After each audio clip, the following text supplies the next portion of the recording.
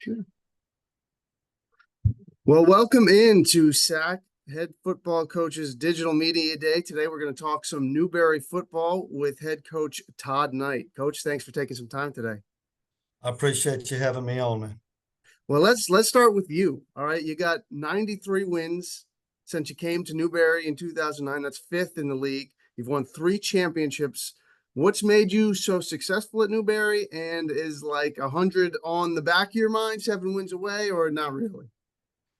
Well, long range goals. Yeah, I think it'd be nice to hit that 100 mark. Uh, Not something that is in my head every day, but eventually I'd like to get there. Newberry's been good to me. I think it's been a good fit for me, but also a good fit for the college. And I think that's been part of the success story here. But I've been around some really good people. I've had an opportunity to coach with some really good guys that do a good job, and tons of just great kids over the years that love the game. That's big with me. Just having kids that want to be around it and want to be a part of it. That's kind of hard to find nowadays. You can find the athletes, but do they love the game? And I think I've been around a lot of kids like that have that mentality, and a lot goes into it. I mean, just to win a couple of conference games, it's tough, man, because our league's hard. It really is. Everybody's so close. It's so competitive. Just that, and been a little bit lucky, I guess. Well, your most recent championship was 2022. But from that team, you lost some dynamic guys, Dre Harris, Mario Anderson, Deshaun Kitching. So the offense would look a little bit different in 2023. Was there a little bit of an adjustment there for you guys? There was, especially at the Q spot. We had a redshirted, a transfer kid that we thought, was going to be the answer when Dre stepped away. And I think it was a little too much pressure for the kid.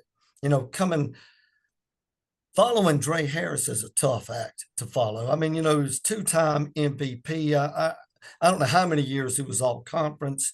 The kid was a superstar here. And now he's coaching quarterbacks for me. I mean, he's still playing in Germany, but in his offseason, he works for me. And in that quarterback room, that's a tough thing to handle, I think, because I mean, you're sitting there looking at a guy that's got a couple of rings on his fingers, and he's getting paid to play overseas, and he's a legend here at Newberry College. It takes a pretty dynamic kid to handle that room, and we struggled with that early. I feel like we've got the right people in the room now. Well, one of the guys that stepped up big time with some big shoes to fill himself was Dwayne Wright. Finished top 5 in the league in rushing yards, rushing touchdowns. He was a backup to Mario Anderson before he transferred on to South Carolina, really took that role and ran with it, no pun intended. But what did you see from him last year, and how excited are you for him this year? As dynamic as Mario Anderson is, Dwayne's a great football player in his own right. He's just a different type of player. I know Dwayne is a bigger kid. He almost looks like a fullback instead of a tailback. But I think he has a great combination of power, athleticism, speed. Now, when I say speed, he can run. The kid can run, but he's not a burner. He's not going to crack the line of scrimmage and go 80. He might drag you for 20 or 30 yards, but he's more of a power back than Mario is. But Dwayne really accepted that role, and I thought he did a fantastic job for us last season. He was actually our team MVP last year. So he put it on his back because we struggled at other positions. Our run game had to really kick into play because the quarterback struggled last year. Staying on the offensive side of the ball, other than a couple of those guys that we already hit on, who are you looking for on the offensive side to kind of take a step forward this year? Well, Dwayne's a big guy for us. One of his high school teammates at the receiver spot, Keith Deshashore, who we named offensive MVP last year at the slot's a very dynamic player. Our OL, I think, is going to be big for us this year. It's kind of crazy. You talk about Dwayne Wright. I talk about Keith Deshishore. Well, Damari Joyner at the left tackle is a great player for us. And all three of those kids came from the same high school. And they've been with us, their whole careers, and they're a big reason why we've been successful. And hopefully, this upcoming season, they can pull it together for us on this side of the ball. I think the quarterback spot is always pivotal, but for us this upcoming year, we really need that spot to come alive for us. I think we brought in the right people in December. We brought in 3 transfers. And I think we had a great spring. It really came down to 2 of them battling it out. A third kid, we ended up moving to receiver, Ja'Cory Martin, a transfer from Army Prep. More of an option style quarterback. But then throughout the spring, we just kept moving him around. We'd put him at slot, we'd put him at the wide spot, and we'd throw it up to him. We'd give it to him on a jet sweep or pop it to him in the flats. And the kid, he's just electric. I don't care if he's playing quarterback or playing slot or playing wideout, just put the ball in his hands.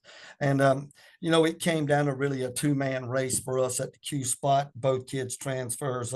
Isaiah Whiteside, who's a South Carolina high school product, but he went to Norfolk State.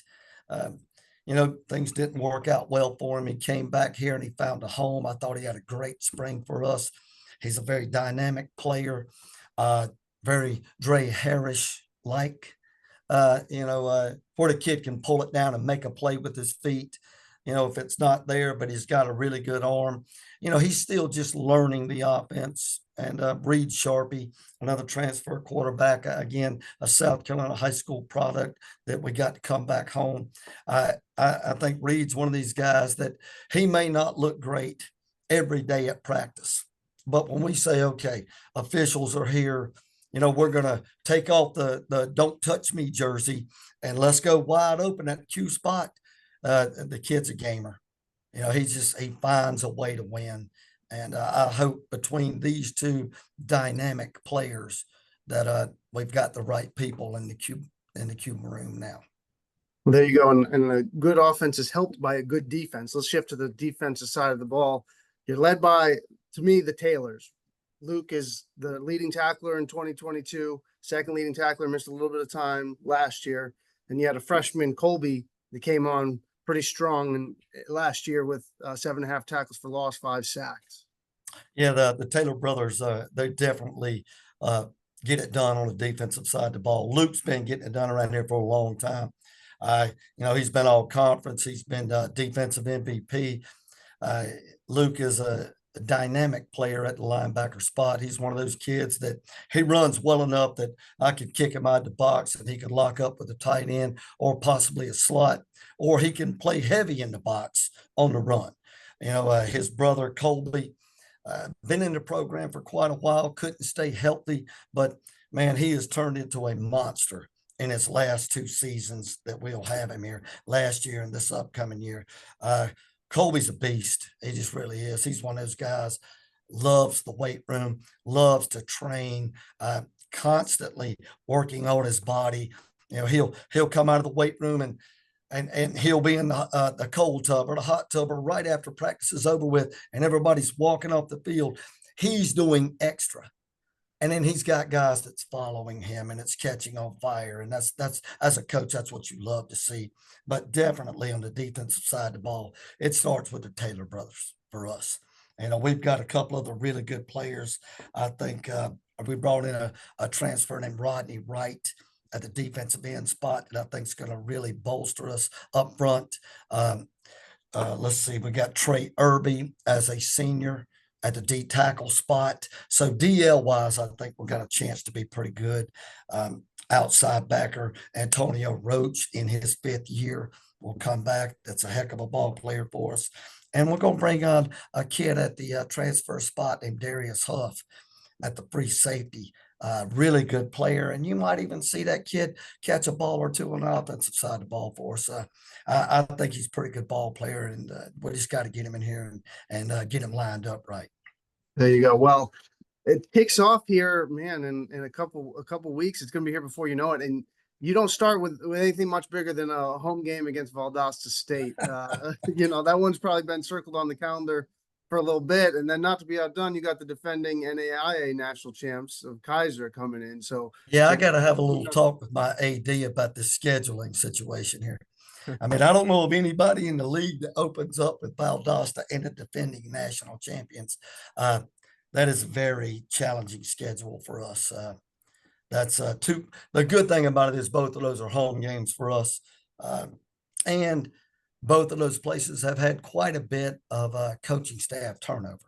So I'm hoping to play off of those two things. Let's get them at home. Let's get them early, and hopefully the coaching staff still trying to figure out where they want to put everybody. there you go. So that, you know, Finding if the you're bright looking side. for an edge, that's about all we got right There there. you go. There you go. And then you'll get right into conference play from there. So I guess if you kind of fast forward to the end of the 2024 season and you look back on it, you know, how would you define success here in 2024 for Newberry? Well, I think me personally, you know, I'd like to see us get back to where we're used to being.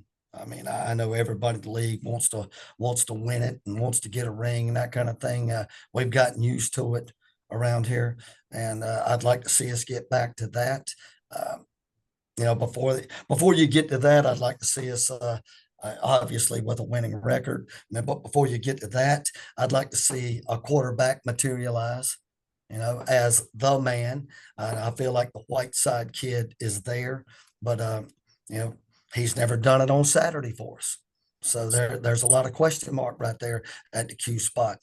And you know, before we even get to that camp, I'd like to see us come out of camp feeling real good about things. And I think we've got quite a bit of talent here.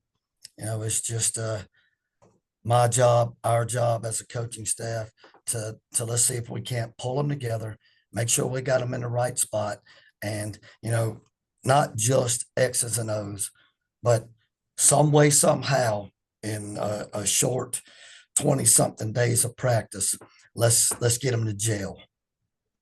There you go. And it all comes to fruition. It'll kick off September 7th against Valdosta. Coach, thank you so much for taking some time today. Best of luck this season. Thank you, sir.